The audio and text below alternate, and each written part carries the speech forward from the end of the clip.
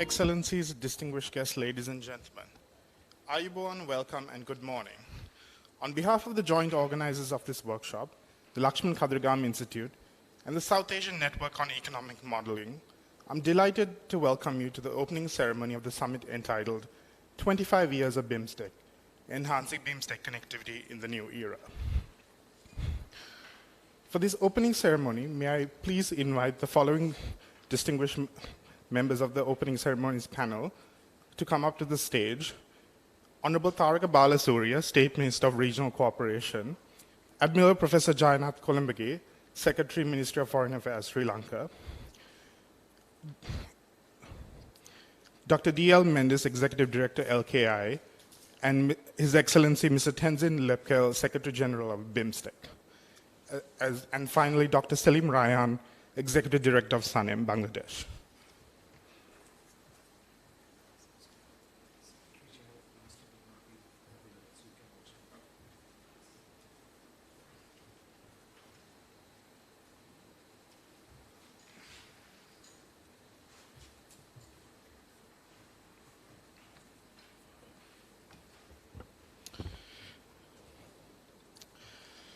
Now, to commence today's proceedings, it is my pleasure to invite Dr. D.L. Mendes, Executive Director of the Lakshman Khadirgam Institute of International Relations and Strategic Studies, to deliver his welcome remarks.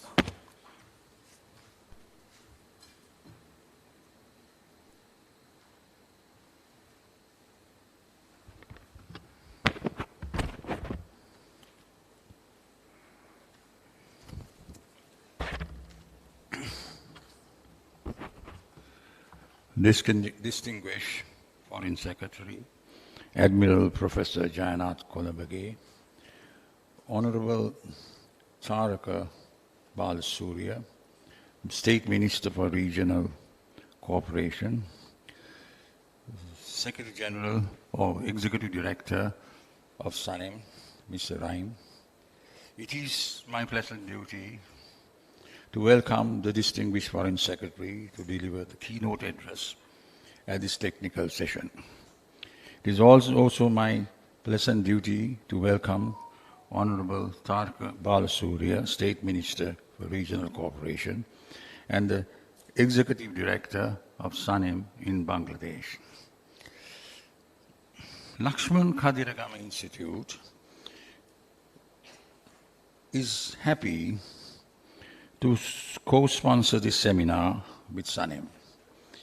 The theme of the seminar is Enhancing BIMSTEC Connectivity in the New Era. BIMSTEC consists of 7 member states. It began with the Bangkok Declaration of 1997, with 4 founding member states, namely Bangladesh, India, Thailand, and Sri Lanka. Later on, Bhutan, Myanmar, and Nepal joined BIMSTEC. BIMSTEC is a home to 168 billion people, accounting to almost 20% of the world population. It has combined GDP of USD 4.3 trillion. The sea space of the Bay of Bengal is vast and rich, as outlined by Minister yesterday, in biodiversity, and the law of the sea will apply in regard to freedom of navigation, maritime boundary delimitation, and exploitation of resources. After 20 years, BIMSTEC Charter was born yesterday. It is a plurilateral treaty and provides a framework to connect BIMSTEC member states as a regional economic organization in the Bay of Bengal.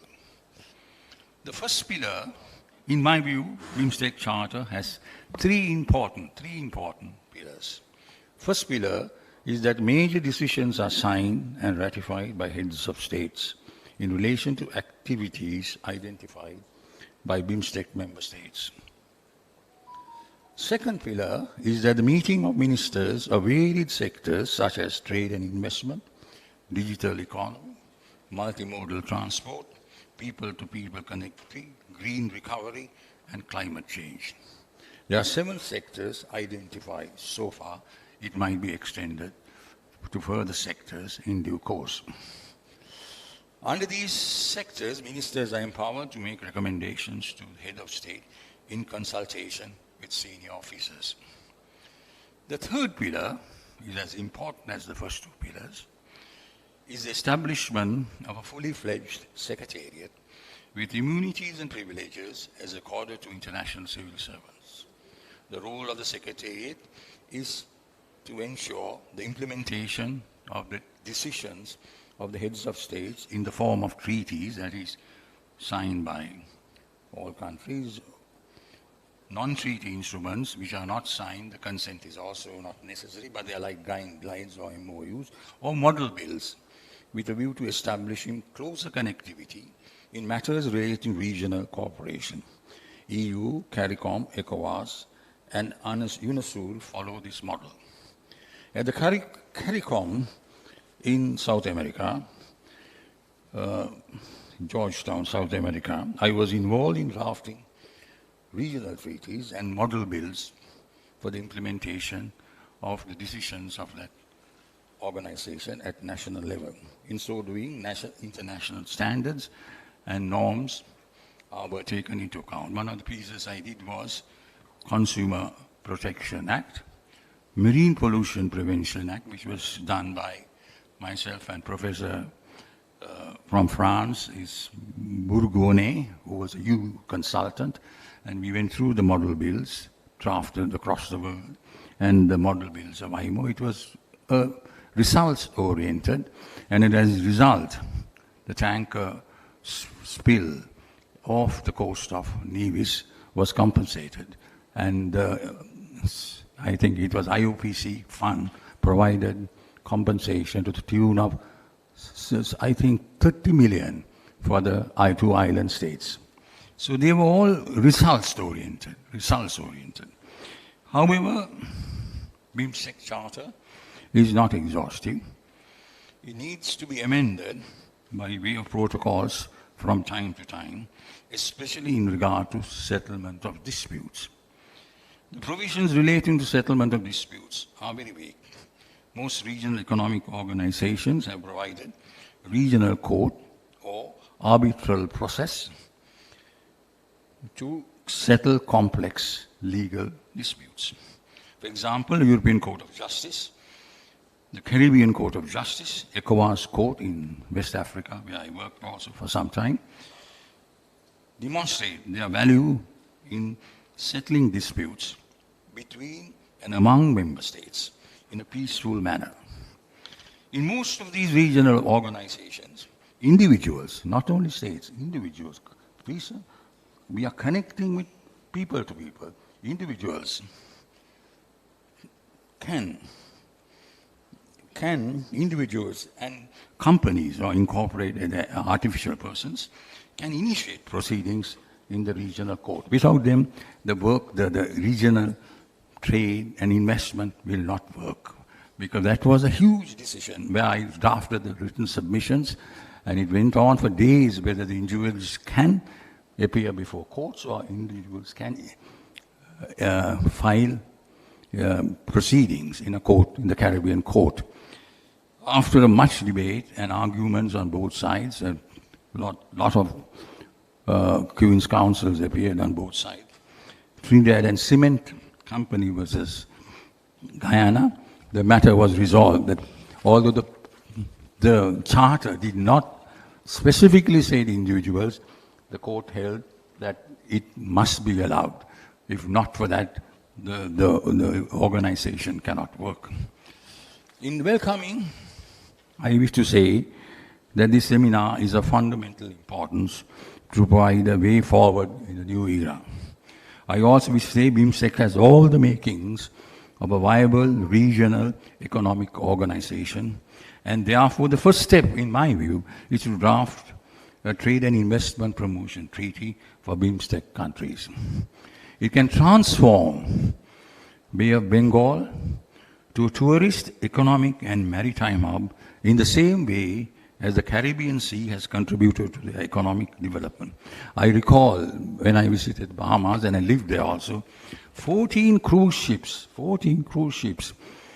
anchored next to each other next to the Colonial Hilton Nassau in the Bahamas, disgorging thousands of tourists to buy electronic goods and jewelry produced in this part of the world. I also saw in St. Martin, in a small place in Eastern Caribbean, was selling jewelry made in Sri Lanka and India at exorbitant prices. I mean, we miss a lot because we are not trading at the right places. There are all cruise ships come, and I remember McNamara, who was Secretary of State's brother, who used to visit us in Barbados, asked me to bring two blue sapphires for the two daughters getting married. So we came and searched for good ones without flaw. And I took them and gave him it. I gave the correct price, not trying to make a profit out of it. And he went back to California, San Francisco, and suddenly called me and said, "Did you pay the correct price?" I said, "Yes." And he asked me, "Is this the correct price?" Because I took to the jewelers, they said it's 23,000 worth. And I have only sold for 3,000 each. So he said, "No, I know that you are an honest man. I'm sending 2 invitations for you and your wife. Come for the wedding." And he treated me so well. And we were returned back to Barbados.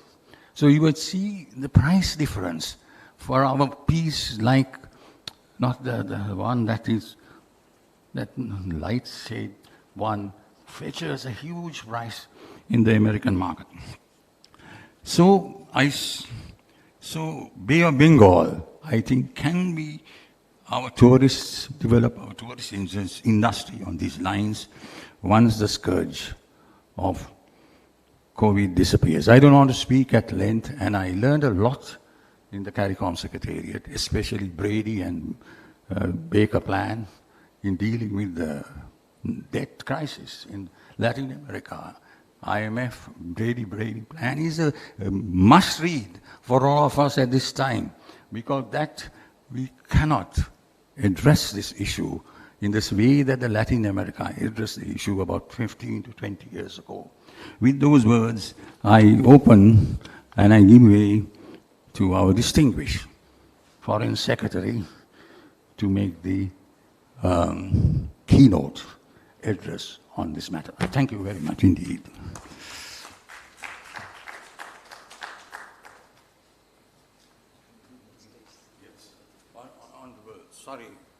Honorable State Minister will now speak, and after that it will be Secretary to Foreign Affairs.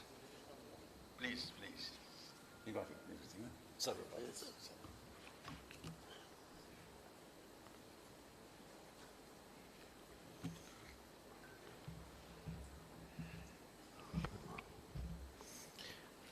Good morning, everybody. Secretary Jayanta Kolambage and Dr. Piris and Dr.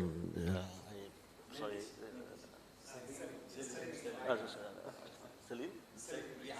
Dr. Salim and Dr. Mendes, and also the distinguished guest, ladies and gentlemen.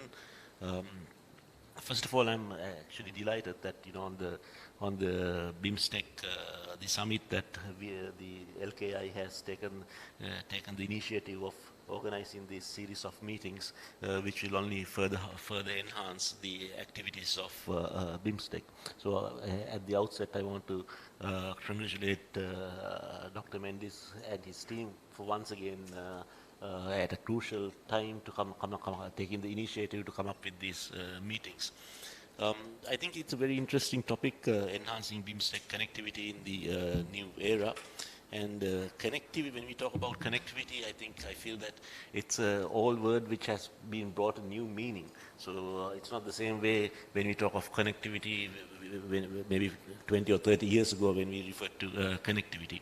So there's several areas which I feel that we can improve connectivity. And first and foremost is the physical connectivity, where let's say, for example, that through ports and airports that the people of South and Southeast Asia, how they can connect with one another. Now, if you take the case of Sri Lanka's port of Colombo, 87% of all the containers which comes to the Colombo port are transshipments. So there's anyway a substantial amount of connectivity pertaining to ports. And we are also in discussion with Bangladesh to see whether we can start a feeder operation from Bangladesh to Sri Lanka. And so now we have recently started direct flights to Nepal, and then we have started another direct flights to another, I forget the name of the city, a religious city in India. So we feel that, you know, by improving the feeder vessels from our port of Colombo to the other ports, and also having more frequent flights from direct flights between the cities, certainly the connectivity physically can be improved.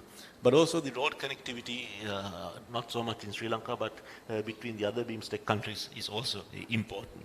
But I think the second most important aspect is about the digital connectivity. Now, when everybody talks about connectivity, we talk about the digital connectivity. And I think during the ministerial meetings, there was a very good suggestion by one of the foreign ministers. I forget which foreign minister suggested it, which was to make the BIMSTEC free wireless or free internet zone. We know that the ICT sector is a sector of growth, and is a sector for future. And certainly, if some sort of a mechanism can be derived by all the countries where we can provide free internet to all the populations, we stand to have tremendous growth. Particularly when you consider that most of the countries in the BIMSTEC countries have young populations. Mainly about 70% of the population is below 30 years of age. So I think the internet or the digital connectivity is also another aspect which we can mainly concentrate on. And the third aspect is what Dr. Mendes spoke of, which is the business connectivity. And in order to create that business connectivity, there's a prelude of ensuring that we get into the right agreements, particularly the FTAs and the PTAs with other countries. So if we now, at the moment, you know that we have a FTA with India, we have a FTA with Pakistan, then we are working vigorously on a PTA with Bangladesh. I believe that it should be concluded before the end of the year. So if we have FTAs and PTAs with the rest of the BIMSTEC countries, we are also working with Thailand in order to develop a PTA. So if we have this, the free trade, if we enhance free trade, I think the business connectivity will definitely improve, because we have to take into consideration that. We have to take into consideration that countries like or regions such as the ASEAN region has, whereas they do about 24-25% intra trade, the SAARC region, for example, has done about 4%, traditionally trade between those countries. So there's huge potential for business connectivity. And I'm glad in this regard that at the ministerial meetings and at the officials levels that we are working on having a common energy grid. So energy is another area of connectivity which we can certainly look at. The other area of connectivity, I think the final area of connectivity is the people-to-people connectivity. If you look at the attributes of certainly, let's say, the tourists who are tourists in the Asian regions, what we have found is that most tourists they visit places which are in close proximity to their country. For example, China, which has a sense of about 120 million tourists before the COVID, the pre-COVID levels, I think 80 to 90% of those tourists traveled within Asia. Only a very small percentage of those tourists went outside Asia. So if you look at the numbers, now the Bangladeshi foreign minister was telling me this morning that 1.5 million Bangladeshis visit India every year. 70,000 Sri Lankans visit Nepal, 70,000 Sri Lankans visit Thailand every year. So certainly and also I think the attributes of the young people are also changing. I think whereas when we were young and when we traveled, Dr. Mendes, we were very interested to ensure that we have a proper hotel and the area is safe, and we carried some excess money with us, so just in case of an emergency. But the youth now, all they do is put a backpack and then they'll go to India or to Thailand or Nepal, and they are far more adventurous than us. So the people-to-people connectivity is absolutely important area if you are to enhance the activities within the BIMSTEC countries. And also, I feel that the education connectivity is also another important aspect. I was having a conversation with the Bhutani foreign minister, and he was very proud of the fact that he has studied in Bangladesh. I believe their king also has studied in Bangladesh. So a lot of Sri Lankans, if you look at it, they study in Nepal, they study it in India. A lot of the Indians, they go out to the Eastern European countries and they study. Somehow when you go and go overseas and when you study in one of those countries, you create a close affinity towards that country. You create more empathy towards the culture of that country. So I certainly think that we need to create more connectivity through educational mechanisms also. But I think these four areas by and large cover the most how we can enhance connectivity in the BIMSTEC countries. So I do not want to talk more than that. I think there's a panel of experts who will deliberate today, and I'm also very glad of the fact that the LKI being a think tank, now they're collaborating with other think tanks of the region, and that's also one form of connectivity, intellectual connectivity. So I hope that the deliberations will bear fruit, and that the suggestions and the recommendations can be put to the officials and to the ministers concerned, and whatever the salient features can be taken forward.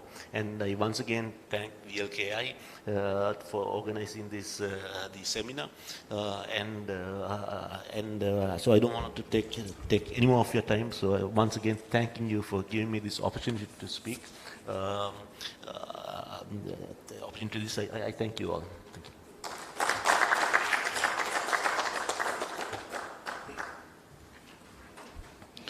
I just want to make an announcement saying His Excellency Mr. Tenzin Lepka, Secretary General of BIMSTEC, is unable to attend this opening ceremony due to unavoidable circumstances. Now it is my pleasure to invite Admiral Professor Jayanath Kolamagi, Secretary, Ministry of Foreign Affairs, to deliver the keynote address at this opening ceremony. Good morning, everybody. Honorable Tharaka Balasuriya, the Minister of State for Regional Cooperation, Dr. M.L. Mendes, the Executive Director of LKI, Professor Salim Raihan, Executive Director of Salim, and distinguished ladies and gentlemen, it's a great pleasure for me to be here this morning and talk to you on a very important topic, that is the BIMSTEC connectivity in the new era. And it is in the footsteps of conducting the BIMSTEC summit, the 5th summit, and the 22nd senior officials meeting, as well as the 18th ministerial meeting here in Colombo very successfully. It was a huge challenge to conduct a physical event because still we are not really out of COVID, but Sri Lanka undertook the challenge, and I'm so happy that everything went on as planned. Of course, the summit we could not hold in physical format because our leaders are all very busy in this very dynamic world. So in that footsteps, I like to congratulate the LKI and SANEM and the USAID for conducting a follow-up event in the footstep of the successfully completed the BIMSTEC summit. Now, today we are still waiting to use the word post-COVID, but unfortunately, that has become somewhat elusive word, and I really do not know whether we will ever have the world that we live in 2019. Sadly, because we used to travel so freely, meet each other very frequently, but now we are so used to meeting people online. But I think nothing like meeting physically, talking, discussing things on the on face to face. So in that sense, I'm so happy that the LKI has taken the initiative with SANEM and under the USAID to conduct a physical summit as a follow-up to the BIMSTEC summit conducted here. So my congratulations to all the participants, all the players who have joined today. So I like to continue on the topic and share my thoughts. Immediately after conducting the foreign ministers meeting, I came out of the hall and I was bombarded with questions from the journalists. And one of the questions a journalist asked me, what do you mean by connectivity to Sri Lanka in the BIMSTEC? You are not even connected on land. I said, there are many forms of connectivity other than mere road transport connectivity. And then he asked me, what are they? So I had to explain to him, and I think then he realized that the connectivity does not necessarily mean only the land transport connectivity. And I think that's where we are now, because BIMSTEC, we all know that started in 1997. And whether it has come of its age, we are yet to see the results. At least 25 years after creating BIMSTEC, we have a charter. So I think that's a milestone achievement in BIMSTEC. And also nearly 17 years after creating BIMSTEC, we have a secretariat. Of course, we are grateful for Bangladesh for hosting the BIMSTEC secretariat. And they are even going to build a new building. And also yesterday, the Prime Minister Narendra Modi pledged to give additional $1 million to the function of the BIMSTEC secretariat. I think, therefore, I feel that we are on the right track. Every leader who spoke, either at the top level, at the President, Prime Minister level, or Foreign Minister level, stated the need for delivering rather than continuing to talk through the BIMSTEC. So therefore, I think we are in a now very critical stage. That means we have to deliver. We know that BIMSTEC was focusing on about 14 sectors, and that was little too much, so nothing was really happening. But now we have identified 7 sectors, and each country, each member of the BIMSTEC is given a sector to focus, and Sri Lanka is focusing on science, technology, and innovation. So now every country has a responsibility to ensure that the sector under its charge is doing the right thing and delivering. So this is where we are right now. We know that the BIMSTEC region is critically important region to the world. In fact, if you look at the Bay of Bengal, it is the biggest bay in the whole world. And we all know that the Indian Ocean is critically important to the world economy, world maritime trade. Now, through this, nearly 50% of world containers, 72% of world energy, and 35% of bulk cargo are transported. And also, the Bay of Bengal is the connector between the Pacific and the Indian Ocean. And this is attracting the geostrategic, geo-economic attention of the world today. And we know we live in a very dynamic world. Everything is changing so rapidly. And we never expected some kind of even a limited war to take place in the world. But now, unfortunately, we are witnessing a war in the heart of Europe. So we need to make sure that we try to deliver through BIMSTEC, because COVID has taught us a lesson to look at our economic models, look at our connectivity models. COVID has taught us many lessons of our economy. Now, unless we work together as a region, we are all doomed to fail. And unfortunately, this is a region very well connected before the arrival of colonial powers. We were connected by trade, we were connected by religion, we were connected by culture. But where is that connectivity today? When you compare it with the rest of the world, we are still struggling to, I use the word, reconnect. Now we all know SARC. Unfortunately, I don't know how to call SARC, whether it is dead or whether it is hibernating or whether it is struggling. SARC is the least economically integrated region in the world. Are we going to allow the same thing happen to BIMSTEC? This is the question that we need to answer. So ladies and gentlemen, getting back to the topic, we all know that the connectivity sector conducted its function and activities through the BIMSTEC Transport Connectivity Work Group. Now this work group has been meeting so regularly, and they were ably supported by the Asia Development Bank to come out with a concept. They have carried out a logistical study, and now we even have a concept. We have a plan. Now is a time for us to commit ourselves and make things happen. Now in that report that the ADB has prepared, there is a profile of the transport and logistic environment of the member states, focusing on international connectivity both inside and outside the BIMSTEC region. And there are recommendations for future BIMSTEC policies and strategies to enhance connectivity and promote inter-BIMSTEC trade. And also a list of relevant hard and soft infrastructure projects to enhance BIMSTEC connectivity and trade, and recommendations on the implementation of the agreed BIMSTEC policies and strategies. So, ladies and gentlemen, now we have a plan, we have a direction, and we now need to make things happen.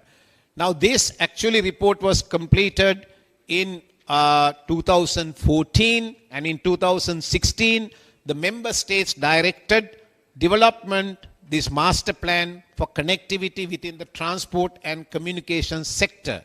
The 15th BIMSTEC ministerial meeting held in Kathmandu in 2017 endorsed the updating and enhancement of this report and tasked the BIMSTEC Transport Connectivity Working Group to formulate a draft master plan for transport connectivity to identify the strategic goals for enhancing the international transport sector in the region, both in the short and the long term. Now, at the second meeting of the BTCWG held in Bangkok in 2017, it was agreed on to entrust ADB with the drafting of the master plan for transport connectivity. So all that is done. Now, ladies and gentlemen, on the 17th ministerial meeting on the BIMSTEC, which was held in Colombo in 2021, they endorsed the master plan prepared with the help of the Asia Development Bank. Now, this master plan has core areas such as road and transport. This is the answer to the question the journalist posed me. Railway and railway transport, ports and maritime transport, inland water transport. I think both the speakers before me mentioned about the importance of ocean transport, because the ocean is the common denominator for the BIMSTEC country except for Nepal and Bhutan, but then of course they are also using the Indian Ocean.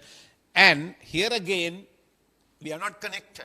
We are not connected sufficiently. My state minister mentioned about need to sign the coastal shipping agreement. Now this has been on the cards for about 10 years. I remember way back in 2013, I went with a delegation to Dhaka to talk about a coastal shipping agreement. Now, this is why our region is not moving forward. And the ready-made garments manufactured in Bangladesh first go to Singapore, then come to Colombo and go to West. They spend 4 days en route. That's loss of money, right? So these are the things I think we need to be looking at.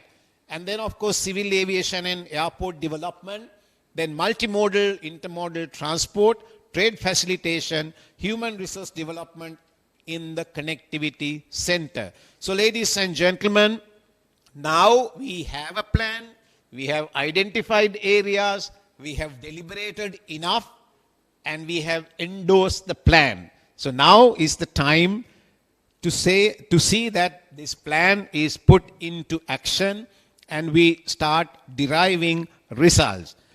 Now, the resources are needed to implement this flagship project, and it is estimated approximately US $48.7 billion are needed or is needed for 141 projects. This is again in the 2018 value. Now, if you look at what is happening in Sri Lanka, we can imagine that it may have really gone very high. So then we have a budget. We have identified not only a concept, not only the area, but we have even identified a budget and projects.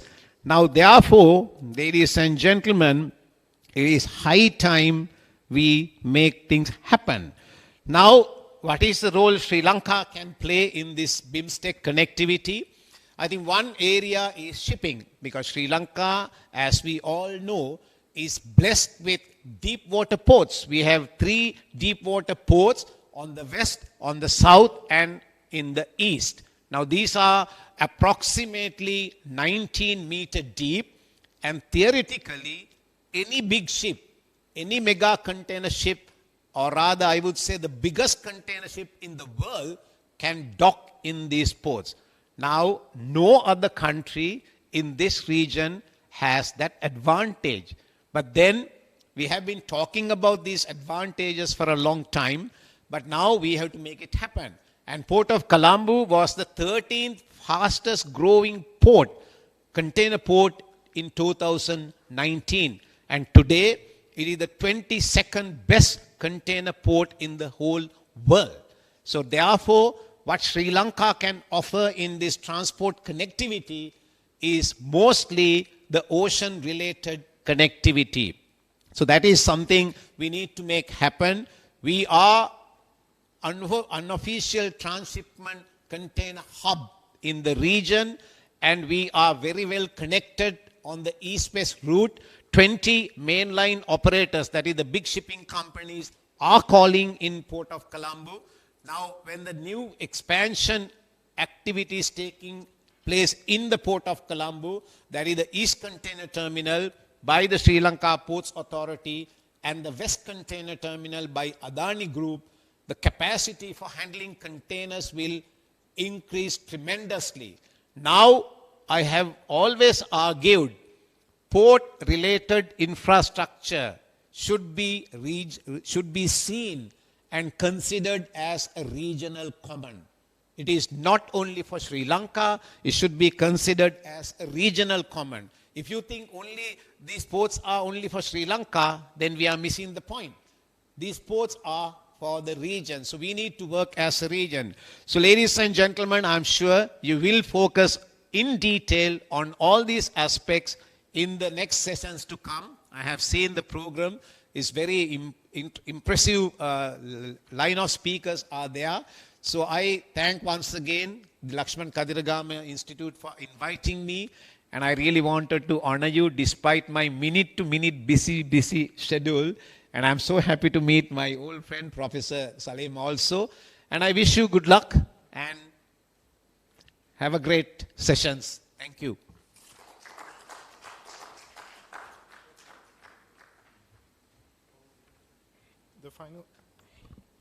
The final speaker of this opening ceremony is Dr. Salim Raihan, Executive Director of Sanim, Bangladesh.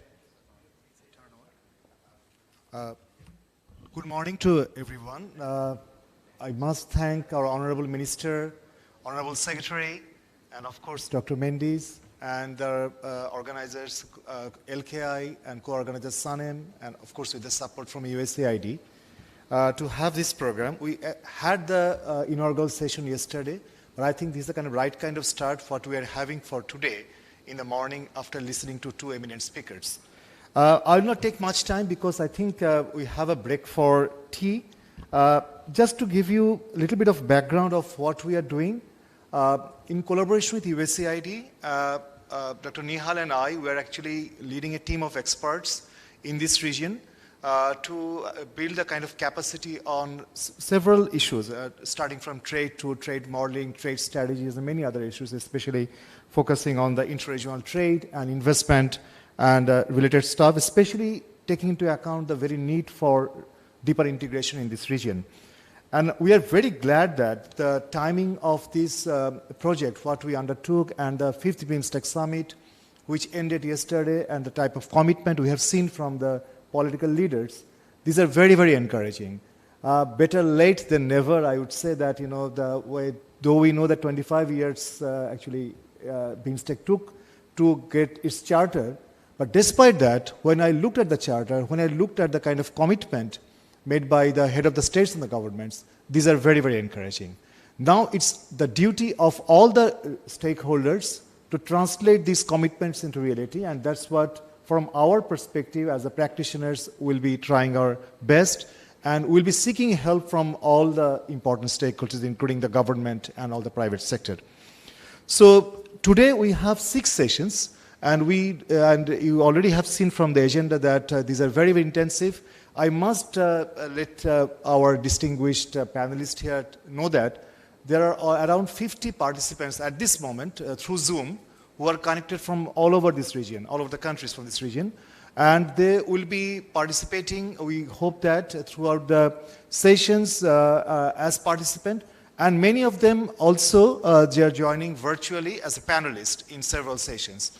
So we are sincerely looking forward to some very exciting discussion, especially some of the new issues. I think what is really important that what really taught us, I think my take from the BIMSTEC's experience, looking back, it's 25 years has passed, is that we must have a new approach. It's not a very conventional approach would take, would really help. And in that case, some of the analytical works, with new approach, new ideas would be very, very important. And in those analytical works also, with the help of USAID, Salim is trying to come up with some of the analytical works, and Dr. Nihal and I, Dr. Probit De, Dr. Arvind Panagori, and some other important people from this region will also contribute. Just I would end by saying that we have already started to work in that direction. Today, one op-ed came up in one of the very leading newspaper in Bangladesh, which is also widely circulated in this region. The newspaper is Daily Star.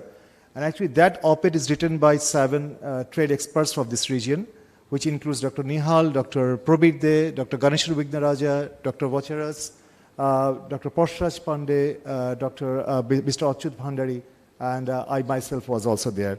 So I request LKI to share that with the participants. The web link is there. And 2 or 3 other op-eds are also coming up in Sri Lankan newspaper, in Indian newspaper, and some other newspapers in this region. So I think we really need your help, and we need the coordinated effort. And I sincerely look forward to an exciting event today. Thank you very much. Thank you, Dr. Mendes, for hosting this event, very important event. And I think we are sincerely grateful to you. Thank you.